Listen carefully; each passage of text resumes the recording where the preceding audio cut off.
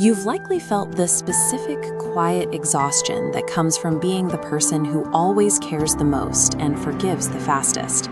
In theory, these traits should strengthen a bond, but in practice, they often leave one person depleted while the other remains indifferent.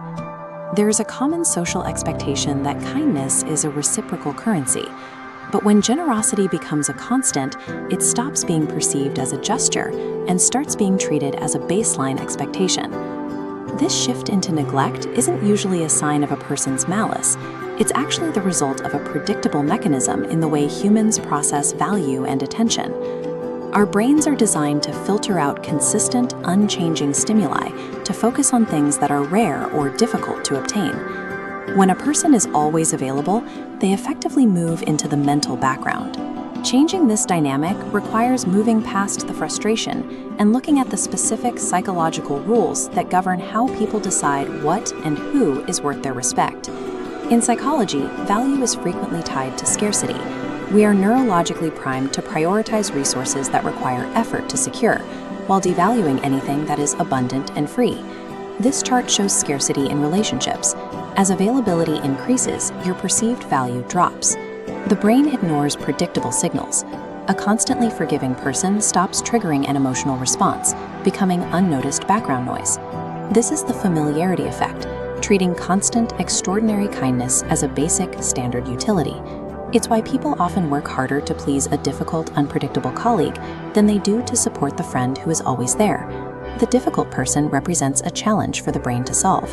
The kind person represents a solved problem. Good people aren't ignored because they are lacking in character.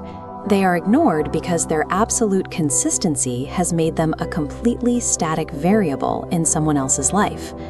When kind people feel this lack of appreciation, they often double down. They give more, stay silent during disagreements, and hope that their increased self-sacrifice will finally trigger a change in the other person. However, when you never push back, the other person doesn't see a choice made out of love. They see a person who appears to have no other options, reinforcing the idea that your needs don't require their attention. Real kindness isn't just a lack of conflict. It's a choice made by someone who has the agency to say no. Without that agency, kindness is indistinguishable from compliance, and compliance rarely earns respect. This lack of agency creates a behavioral loop. Avoiding conflict to keep peace signals flexible boundaries. This invites increased demands, met with more silence. Repeating this cycle trains the people around you to view your time and feelings as entirely secondary to their own. Kindness without a limit doesn't encourage better treatment. It simply provides a comfortable environment for others to continue their most selfish behaviors. There is a hard truth many people learn too late. Being a good person is not a contract that binds others to be loyal or appreciative in return. Respect isn't a reward for being nice. It's a response to how you value yourself.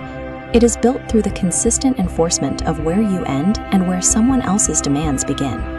To make someone value your kindness, you must first make them aware that it is a finite resource. They need to understand that your support is a privilege that can be withdrawn. This requires the willingness to let a relationship change or end. If you aren't prepared to walk away from mistreatment, your boundaries are just complaints.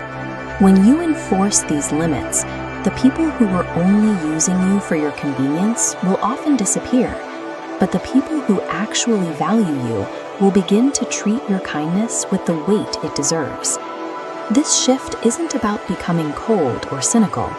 The world genuinely needs people who choose to be good, especially when it's easier to be indifferent. A good heart is a significant asset, but its impact is determined by how well it is protected.